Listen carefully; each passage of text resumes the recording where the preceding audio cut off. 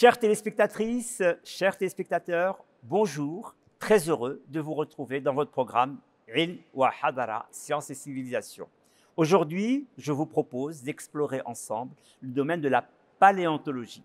Qu'est-ce que la paléontologie? Il s'agit de beaucoup de choses autour des vieux temps et des fossiles, mais nous y reviendrons avec mon invité, Monsieur Bouziane Khalloufi. Bonjour. Bonjour. Très heureux de vous avoir dans ce programme aujourd'hui. Nous allons explorer avec vous ce domaine qui est aussi celui de la biogéographie, de l'anatomie comparée. Tous ces termes vont être expliqués par vous, mais avant cela, dans notre émission d'ordinaire, on essaye de savoir un peu plus sur votre parcours intellectuel, sur le parcours intellectuel de l'invité, sur vos motivations. Alors, vous avez grandi dans quelle ville? Bonjour et avant tout merci de m'avoir invité à cette émission. Avec plaisir. Donc je suis né, j'ai grandi en France, je suis né à Paris, mais 2 ans après j'ai migré à 50 km au nord de Paris, dans une petite ville de l'Oise. D'accord. Vous avez grandi là-bas, vous avez donc fait votre scolarité là-bas, C'est ça, à Paris. à Paris, d'accord. Est-ce que les motivations pour ce domaine dont vous allez donner quelques indications dans un moment, est-ce que vos motivations sont nées très tôt ou est-ce que c'est des motivations tardives? Dans mon cas, c'est né très très tôt, Ah oui, depuis mon plus jeune âge, je dirais. ah oui. Et ça a commencé comment? C'est une très bonne question, c'est difficile à expliquer, je ne sais pas pourquoi vraiment j'aime la paléontologie, mais je sais que je l'aime beaucoup. Sûrement une question de curiosité, d'êtres qui ont disparu, donc on essaie toujours d'imaginer à quoi pouvait ressembler la vie avant. Voilà, donc la paléontologie, donnons une idée avant d'explorer votre domaine de recherche dans un instant. Première définition liminaire.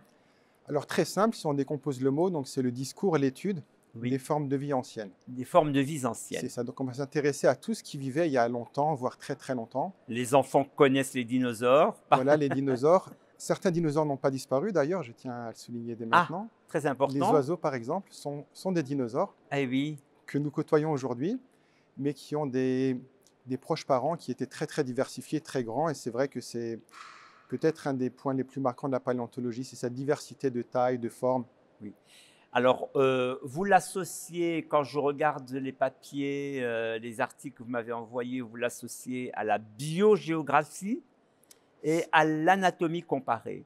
C'est ça. Alors, là encore, bon, géographie, tous les enfants même savent ce que c'est, sans compter les adultes, mais la biogéographie, Alors, il y a différentes façons de faire de la géographie. On peut diviser le monde avec des frontières politiques, des pays, on peut le des diviser de manière continents, climatique, des continents. Et la biogéographie, c'est la géographie de la biologie en quelque sorte. d'accord. Donc on va définir des zones, les délimiter en fonction des êtres vivants, des animaux et des plantes qu'on va y retrouver. Et du coup, on va diviser le monde en savanes par exemple, parce que dans une savane, on aura un assemblage qui sera relativement homogène d'espèces, des girafes, des éléphants, etc., qui seront très différents des déserts chauds, des déserts froids. Donc la biogéographie, pour faire simple, c'est l'étude de la distribution du vivant sur la Terre. Ah oui, voilà, c'est une définition très simple et très claire. Et l'anatomie comparée, l'anatomie, bon, on connaît par exemple des choses autour de l'anatomie humaine, etc. Mais l'anatomie comparée, on compare quoi? On compare tout simplement les anatomies. En fait, étudier le vivant, c'est aussi connaître les relations de parenté que l'on a entre les différentes espèces, Oui, les différentes formes. Et c'est d'autant plus important en paléontologie, on verra ça sûrement plus tard, qu'on a souvent des restes très très limités. On trouve simplement quelquefois des petites parties du corps. oui, Et donc, pour mieux comprendre comment se placent ces êtres vivants dans l'arbre, dans ce qu'on appelle l'arbre du vivant, donc dans toutes les relations de parenté entre les êtres vivants, on fait appel à une science qui s'appelle l'anatomie comparée. Donc, on va comparer l'anatomie, partie par partie, d'une espèce avec tout ce que l'on connaît d'autre. d'accord. Et ça nous permet souvent de retrouver donc ces relations de parenté en fonction de similitudes qu'on essaie de rechercher. C'est cela. Donc, effectivement, les parentés dans le vivant sont quelque chose d'essentiel. Alors, effectivement, avant d'explorer un peu plus les domaines que vous avez si bien définis, peut-être parler de votre mobilité de chercheur, parce que dans cette émission, l'une des idées, c'est d'incarner la science. Là, M. Bouziane Khalloufi faisant de la paléontologie, mais aussi d'insister sur l'importance pour un chercheur d'être mobile. Non seulement pour créer des réseaux, mais aussi, par exemple, pour savoir ce qui reste à étudier, si des choses ont déjà été faites ailleurs, inutile de les refaire soi-même. Donc, véritablement avoir une information sur le globe, si je puis dire, des recherches menées pour pouvoir soi-même trouver sa voie. Alors, je sais que vous avez beaucoup circulé, tout en étant encore très jeune. Le Muséum d'histoire naturelle en France, la Thaïlande, le Brésil. Alors, Le je lance Brésil. comme ça des noms. Euh, quels sont les enseignements et les fruits que vous avez eus de ces déplacements? La paléontologie, de manière générale, donc c'est l'étude des fossiles et les fossiles sont distribués partout dans le monde. Mm. Donc c'est vrai qu'on est quelquefois amené à aller les chercher là où ils sont, notamment au Brésil, notamment en Thaïlande, au Maroc. Donc j'ai beaucoup travaillé au Maroc en début de thèse et c'est vrai que le Brésil a une faune et une flore qui sont très très proches Et du oui, Maroc parce qu'il y a 100 millions d'années, l'Afrique et l'Amérique du Sud venaient à peine de se séparer. Et donc mon voyage au Brésil 100 m'a millions permis, d'années, c'est-à-dire hier. à l'échelle des temps géologiques, c'est-à-dire il y a quelques heures, oui, il y a, à l'échelle de l'âge de la Terre. Et donc non seulement c'est enrichissant parce que ça nous permet de voir des fossiles qui sont d'autres pays mais qui ne sont pas si différents finalement de ce qu'on a ici, et aussi de voir d'autres méthodes parce que c'est vraiment une science qui est multiple. Il y a différents courants de pensée, il y a différentes méthodes, et c'est ce mélange en fait qui est intéressant, c'est Oui. cet échange qui va dans les deux sens. J'apprends beaucoup en allant à l'étranger et je partage aussi mes connaissances d'une certaine manière. Et si loin la Thaïlande pour Il y a des les mêmes fossiles vraiment raisons? partout, Il y a des exactement. fossiles, Les voilà, mêmes c'est ça. raisons, à la différence que la Thaïlande est vraiment très loin du Maroc et on Oui, a assez peu de similitudes, on va dire, en termes de faune et de flore, parce que ce sont des masses qui se sont séparées très très tôt dans l'histoire de la Terre, dans d'accord. l'histoire récente du vivant plutôt. Oui. Mais c'était une problématique intéressante, nouvelle. En Thaïlande, je m'intéressais plutôt à comment se sont formés les écosystèmes actuels Oui. en étudiant ceux du passé, dans un passé qui n'est pas très très ancien, quelques millions d'années. Oui. Donc on est quand même loin des 100 millions d'années qu'on évoquait avant, Ah oui. mais ça reste quand même une Plus période de de temps. proximité, mais en même temps plus de séparation et d'éloignement quant aux parentés. C'est ça? C'est assez complexe en fait. On peut avoir des environnements qui se sont séparés il y a très très longtemps et qui vont quand même maintenir certaines formes de proximité. Mais dans le cas de la Thaïlande, c'était vraiment étudier il y a quelques millions d'années à quoi ressemblait le pays, quels étaient les animaux, les poissons notamment dans ma spécialité, qui peuplaient les lacs et les rivières de ce pays. Et on se rend compte qu'il y a 10 millions d'années, les écosystèmes ressemblaient énormément à ce qu'on avait aujourd'hui. Ah oui. Donc ça prouve que les écosystèmes mettent souvent du temps à s'installer. Ce sont des structures qui restent quand même très longtemps en place. C'est assez stable finalement. Dans ce cas, c'était assez stable. Il y a d'autres cas de figure où les écosystèmes peuvent changer très très Ah rapidement, oui. Dû à notamment dans quoi? différentes raisons, les changements climatiques Oui. et quelquefois ce qu'on appelle des crises, donc des épisodes très très courts en termes temporels, quelques milliers d'années. À l'échelle de la Terre, c'est vraiment rien. De changements brutaux qui provoquent des extinctions massives, donc énormément d'espèces animales et végétales vont disparaître et vont être remplacées en quelque sorte par d'autres. Donc ça va provoquer de profonds bouleversements dans la vie sur Terre. Donc on a vraiment en paléontologie, on navigue entre ces deux eaux-là. D'un côté, on étudie les renouvellements de faune et de flore, donc d'animaux et de plantes à la surface de la Terre. Et on étudie aussi les périodes plus longues de stabilité où la vie change, parce que la vie change toujours, c'est vraiment un continuum, Oui. mais change plus progressivement avec un peu plus de stabilité. C'est ça. Les changements brusques, comme vous l'avez dit, c'est à l'occasion de certaines crises définies, mais en réalité, c'est du graduel. C'est pas si graduel que ça dépend Oui, vraiment des conditions. d'accord. On a des crises majeures qui vont toucher l'ensemble de la planète et qui vont avoir des répercussions sur quasiment tous les écosystèmes terrestres, et d'autres crises qui seront plus localisées. Et c'est la base de ce qu'on va appeler la stratigraphie aussi, donc la succession dans le temps Oui. des couches sédimentaires et les couches qui portent les fossiles, mais qui est associée à une succession des faunes et des flores. Donc on aura différents petits épisodes qui vont significativement nous montrer qu'on a des choses différentes d'une période à l'autre, et de temps en temps des grandes crises qui vont vraiment beaucoup changer, beaucoup bouleverser la composition des écosystèmes. Si maintenant on va un peu dans le détail de votre travail, il consiste à dater et à identifier, on peut dire cela C'est ça. ainsi, dater, identifier. On identifie Oui, grâce à l'anatomie comparée dans un premier temps. Donc on essaie de voir ce que l'on a. Dès qu'on découvre une nouvelle espèce, la première chose à toujours via faire, les fossiles, toujours via les fossiles, l'étude des fossiles. Donc, si vous voulez, dès qu'on arrive à sortir un fossile de son sédiment, donc de la roche où il était préservé depuis peut-être des millions d'années, on va essayer de l'identifier, voir si ça correspond à une espèce qui est nouvelle pour la science ou à quelque chose qui est déjà connu. Et si c'est une espèce qui est nouvelle pour la science, on doit la nommer pour pouvoir parler d'elle, parce que parler de quelque chose sans nom, c'est extrêmement difficile. On va rechercher ses relations de parenté, notamment via l'anatomie comparée, donc savoir où est-ce qu'elle se place dans ce fameux arbre du vivant. Et ce qui est très important pour nous, c'est de le dater. On doit connaître l'âge des fossiles pour une raison très simple. Si on veut le replacer dans un contexte évolutif, donc dans les changements globaux de la vie depuis l'apparition de la vie, l'âge est une donnée vraiment importante. On doit savoir si un fossile est plus ancien qu'un autre, quel est son âge, Pour déterminer l'évolution aussi entre les deux ou pour essayer de replacer en fait tous ces êtres vivants dans la l'arbre grande de la chaîne vie. du vivant. Et l'arbre de la vie est corrélé au temps. C'est-à-dire que plus on s'enfonce dans le temps, plus on aura des formes, des groupes qui vont présenter des formes très générales, et plus on recule dans le temps, donc plus on s'approche de nous, plus on aura des spécialisations. Et ça, c'est vraiment un des cœurs du métier de paléontologue. Et j'ai lu dans les travaux qui sont les vôtres que les plaques dentaires, c'est un des éléments qui permet de la datation. En fait, il y a différentes espèces qui ont une durée de vie assez limitée dans le temps. On parle de quelques millions d'années. Oui. Et les dents sont souvent très, très diagnostiques, notamment pour les requins ou pour les mammifères. Ah oui. Et ce sont des éléments qui sont très résistants, donc qui résistent très, très bien à la décomposition des corps et qui ont beaucoup plus de chances de se minéraliser, donc de devenir des fossiles.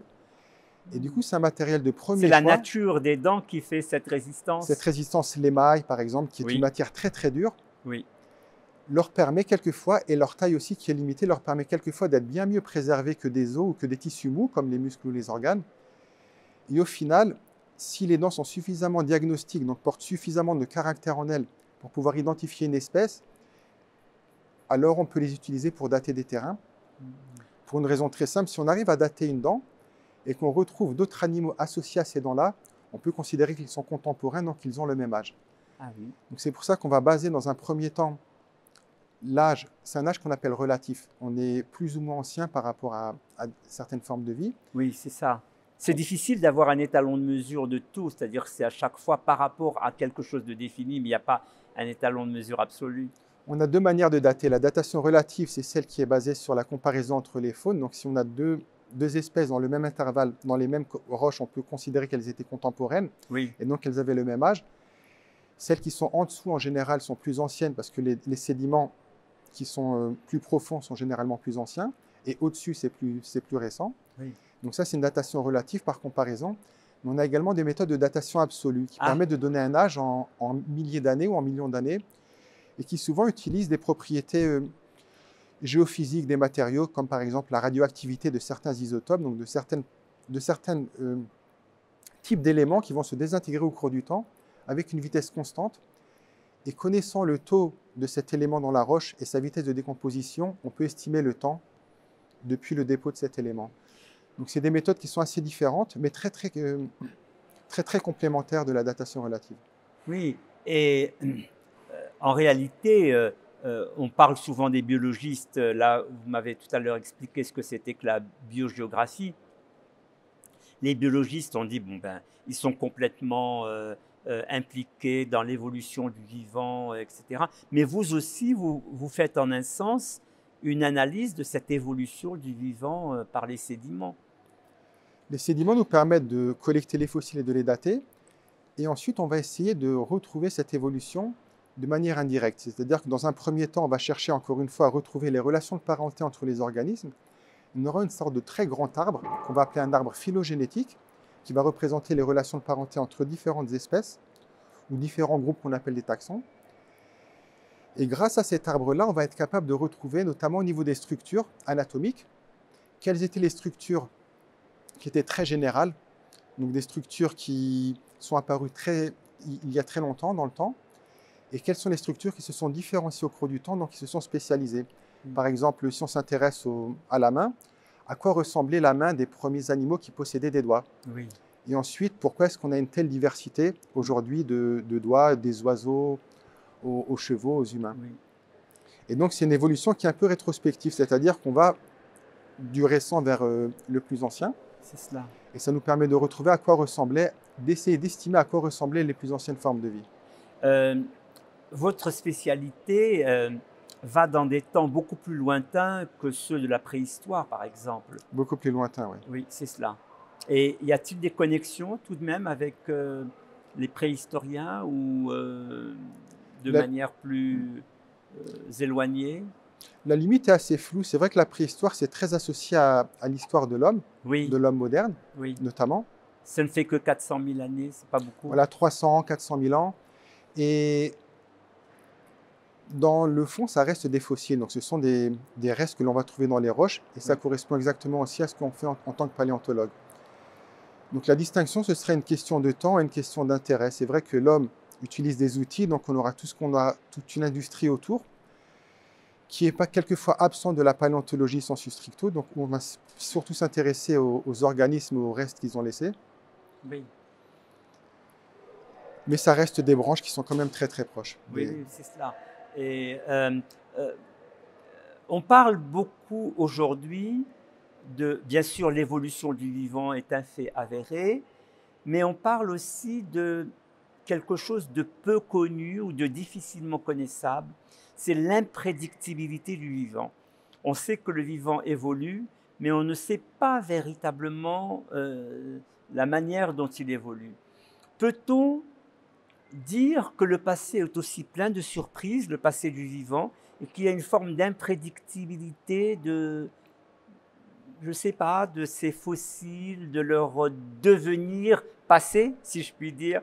Vous voyez un peu, par analogie, voir notre passé comme le présent qu'il fut et ce qu'il a pu donner, ce à quoi il a pu donner lieu. Étudier le passé, c'est une chose qui est vraiment importante. Donc, on essaie de retrouver toutes les étapes. Il faut comprendre que les fossiles, ce sont vraiment des êtres qui sont exceptionnellement rares. Il y a très très peu d'organismes qui vont pouvoir se conserver pendant des millions d'années et être retrouvés. Donc, on a vraiment une vision très lacunaire de ce qui était le passé. Et on essaye malgré ça de reconstituer un peu cette histoire du vivant. Donc, on peut retrouver un peu, en fouillant dans le passé, ce qu'il s'est passé à des époques très lointaines. Mais c'est vrai que l'évolution reste imprédictible quant au futur. Ça signifie qu'on ne peut pas estimer de manière scientifique, prédire donc de manière scientifique, au sens physique du terme, C'est ça. ce à quoi va ressembler la vie dans le futur. Oui, Pour différentes raisons. La première, c'est que le changement est vraiment inhérent à la définition de la vie. c'est cela. La vie, c'est la capacité à se reproduire et c'est une reproduction qui fait appel à une descendance avec modification. Voilà, variation tout le temps. Voilà, et donc à chaque génération, on a des variations qui sont extrêmement aléatoires, qui peuvent être dues à des mutations, qui peuvent être dues à des mélanges entre les mâles et les femelles, donc des recombinaisons, des combinaisons qu'on ne peut pas estimer. Et donc on a un changement qui est vraiment inhérent à la définition de la vie et qui est associé à ce qu'on appelle la sélection naturelle, donc des pressions de l'environnement qui vont en fait contraindre cette diversité et sélectionner des morphologies, des adaptations à la vie qui seront favorables à un environnement donné. Vous m'avez dit tout à l'heure que vous avez fait des terrains, plusieurs terrains au Maroc. J'ai d'abord oublié de vous faire rappeler l'intitulé de votre thèse. Votre thèse, c'était quel était son intitulé, votre Alors travail doctoral? c'était la révision d'une faune de poissons, d'une ichthyofaune, au Djbel Selfat, dans la région de Moulay Idriss Zarhoun au Maroc. Ah, Moulay Idriss Zarhoun, C'est oui, ça, dans la région. près de Volubilis. On a Exactement. l'impression que Volubilis, par son ancienneté toute relative, comprend des fossiles, mais Moulay Idriss Zarhoun tout aussi bien. C'est la petite montagne en face ou la petite colline en face C'est ça, deux de sites Volubilis. historiques très importants. D'accord. Et qu'est-ce que vous avez pu découvrir Donc j'étudiais des poissons osseux qui étaient via les fossiles? via les fossiles, donc des fossiles de poissons osseux qui vivaient il y a à peu près 90 millions d'années dans une mer très profonde. Et 90 millions d'années pour les poissons osseux, c'est une période assez importante parce qu'on a un grand renouvellement des formes. On avait des formes auparavant qui étaient très massives avec des écailles très épaisses. Et ça, ces formes-là se sont fait supplanter en quelque sorte il y a à peu près 88-92 millions d'années par des formes beaucoup plus graciles qui correspondent en grande partie à ce qu'on a aujourd'hui dans les milieux marins. D'accord. Et donc, c'était vraiment un site de choix parce que les milieux marins profonds sont assez rares à cette époque-là. Et le Djbel Selfat, c'est vraiment un site avec une grande diversité en fossiles, assez peu étudié finalement, et qui nous permet de comprendre un peu mieux ces changements de faune, voir si c'est lié à des crises, comme on disait précédemment. Oui. et surtout de les comparer avec ce qu'on connaît ailleurs dans le monde pour voir si on a des modèles très généraux, encore une fois de biogéographie, donc voir si on avait des connexions entre les faunes et les flores dans les milieux marins, Oui. entre des sites éloignés, proches, Et là, etc. précisément, ce Djebel Selfat. Serfat, Selfat. Serfat, Selfat, ouais. Serfat, Djebel Serfat, près du moulin Idriss Serhoun, c'est ça? C'est ça. Il a des parentés avec d'autres parties du monde ou... En fait, il faisait partie d'un grand océan qu'on appelait la Thétis, d'une grande mer, pardon, qu'on appelait la Thétis, Ah oui, et qui, en se refermant, donnera la mer Méditerranée.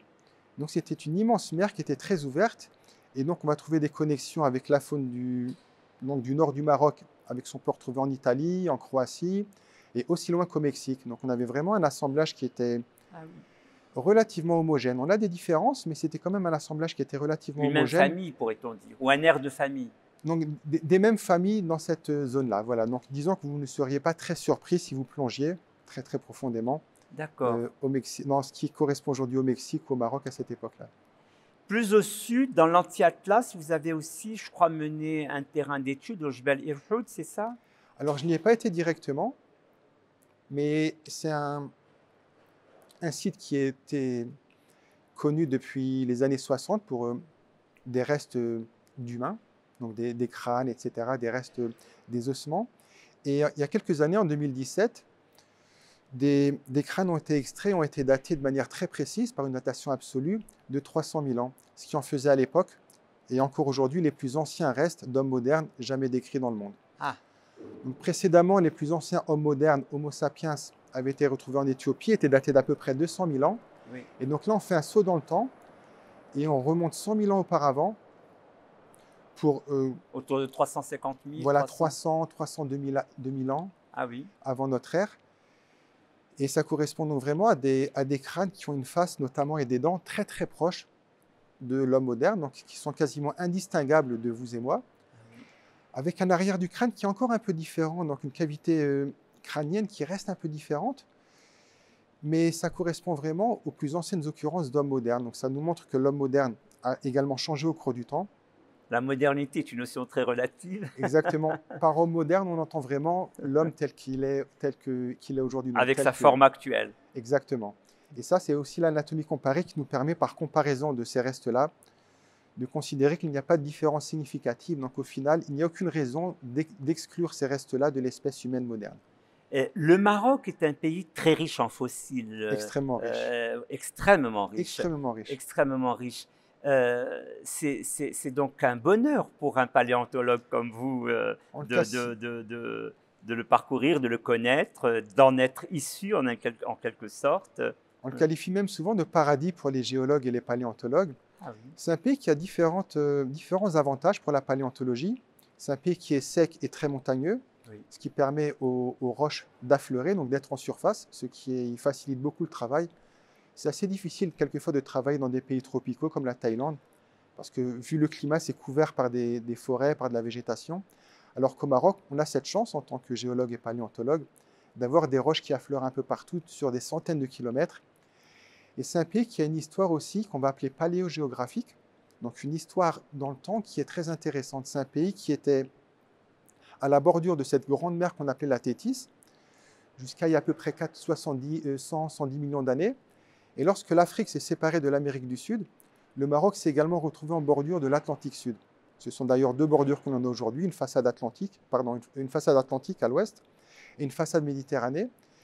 Et donc c'est un pays qui, dans son histoire paléontologique, va présenter des variations. On aura des faunes très proches de l'Amérique du Sud, très proches du pourtour méditerranéen. En fonction du niveau marin, on aura des milieux donc marins parce que certaines parties du pays sont submergées par les eaux, ou des milieux continentaux, plutôt terrestres, quand le niveau marin descend. Et donc ça donne une très très grande diversité d'environnements. Et le dernier point, c'est qu'on a une série sédimentaire. Donc on a une série de roches qui se sont déposées depuis des milliards d'années. Mais ces 500 derniers millions d'années, les roches sont extrêmement riches au Maroc. Et quasiment chaque époque, chaque période est représentée par des roches et souvent par des fossiles très emblématiques. Et pas friables, bien résistantes, qui sont toujours là. En fait, elles sont là pour l'instant. Elles sont érodées par Oui. les vents forts notamment, ce qui permet également de mettre au jour des roches qui sont situées en dessous. Donc, ce n'est pas finalement un grand mal. Et c'est cette diversité qui fait du Maroc un pays qui est Ah oui. si connu en fait à l'échelle Ah internationale, oui. si valorisé pour ses fossiles. Ah oui, c'est cela. Et alors, précisément, vous êtes maintenant à l'UM6P, l'Université Mohamed VI Polytechnique, où nous sommes aujourd'hui précisément autour de vos travaux. Et vous avez une mission particulière, celle de créer un musée des fossiles. C'est une très très belle initiative, liée aussi au plateau des phosphates, parce que, je le dis aux téléspectatrices et téléspectateurs, cette université est très connectée à l'OCP, à l'Office chérifien des phosphates. Et précisément, bon, j'ai plusieurs questions. D'une part, un lien entre les fossiles dont on vient de parler, si riches au Maroc, les plateaux du phosphate, ça c'est une première question. Et la deuxième question, c'est comment vous allez entreprendre cette construction, confection d'un musée des fossiles ici au Maroc. Alors les phosphates, c'est vraiment un des sites emblématiques des fossiles au Maroc. Pour resituer le contexte, les roches riches en phosphore, les phosphates, sont intimement liées à la vie. C'est grâce à la vie, il y a entre 70 et 40 millions d'années, donc à peu près 24 millions d'années, c'est grâce à la vie que les phosphates se sont formés. On a vraiment pour faire très simple, du phosphore qui est dans l'océan, qui est utilisé par les êtres vivants en tant que ressource. Et à leur mort, ces êtres vivants vont être recouverts par des sédiments. Et lors de leur dégradation, notamment par des bactéries, le phosphore qui était dans leur corps va se relarguer dans le sédiment, être piégé dans ce sédiment et enrichir ce sédiment en phosphate. C'est ce qui forme vraiment, en phosphore, c'est ce qui forme vraiment les roches phosphatées et les phosphates. Donc c'est une histoire qui est intimement liée à la vie, et plus la vie était riche à cette époque, plus les roches seront riches en phosphore. Donc dans le plateau des phosphates, on a une abondance qui est absolument merveilleuse en fossiles. On a des millions littéralement de restes de dents, de squelettes, d'animaux qui vivaient dans cette mer-là et dont on retrouve aujourd'hui les restes. Et le plus gros intérêt que l'on a pour les phosphates, c'est qu'on a 24 millions d'années de sédimentation. Donc on a une fenêtre qui dure 24 millions d'années durant lesquelles on voit tous les changements de faune qui se sont produits. Et c'est spécialement intéressant parce qu'on a deux grands événements, on a deux grandes crises qui sont traversées par ces 24 millions d'années. La crise crétacé-tertiaire, celle qui a vu l'extinction des dinosaures, à l'exception des oiseaux, et un maximum thermique il y a 55 millions d'années, donc avec un réchauffement climatique extrêmement brutal et très très limité dans le temps. Et donc on a tout simplement ici une succession qui est dans le même site, dans le même type d'environnement, une mer qui était chaude et peu profonde, et où paléontologues on peut observer vraiment sur place comment les écosystèmes ont réagi à ces deux grandes crises. Donc ça, c'est pour répondre à la question sur le lien entre les phosphates et la vie ancienne. C'est cela. Et donc c'est un patrimoine qui est extrêmement connu à l'échelle mondiale. De très nombreux musées dans le monde ont des collections qui proviennent des phosphates. Ce sont des pièces qui sont souvent extrêmement intéressantes, quelquefois totalement inimaginables. On a retrouvé des tortues avec des museaux très allongés, dont on ne sait absolument pas comment elles se nourrissaient. Et ce patrimoine est valorisé. L'OCP a des collections très importantes de fossiles. Et donc, en collaboration avec l'UM6P, un projet de musée a été décidé il y a quelques temps déjà, pour pouvoir permettre de créer un centre de recherche pour que des paléontologues puissent étudier cette diversité en fossiles, mais également pour le valoriser pour le grand public, pour l'éducation, par un musée. Oui, donc, c'est un projet qui devrait voir le jour dans quelques années à Khouribga.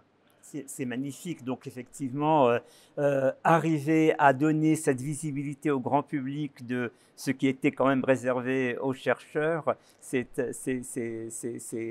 ne pouvait pas espérer plus, parce que tout de même, connecter tout votre domaine aussi à un fonds culturel, c'est quand même une grâce en un sens. C'est un des objectifs aussi de la paléontologie, parce que la recherche entre chercheurs permet de faire avancer les connaissances. Mais ces connaissances doivent être diffusées, valorisées auprès du grand public, auprès des enfants, mais pas uniquement des adultes. Donc, pour faire naître aussi des motivations, comme ce fut le cas pour vous. Exactement, c'est vraiment un moteur principal pour créer des motivations, et tout simplement pour connaître aussi un peu l'histoire de la vie, parce que tout le monde se pose quelquefois cette question. Ah oui, tout ça, toute question du type « d'où venons-nous » parcourt complètement les êtres. Merci beaucoup, Si Bouziane Khaloufi, pour votre passage dans notre émission. Nous avons beaucoup appris avec vous aujourd'hui. Merci beaucoup. Merci, cher ami. Chères téléspectatrices, chers téléspectateurs, merci de votre écoute et je vous dis à une prochaine fois. Au revoir.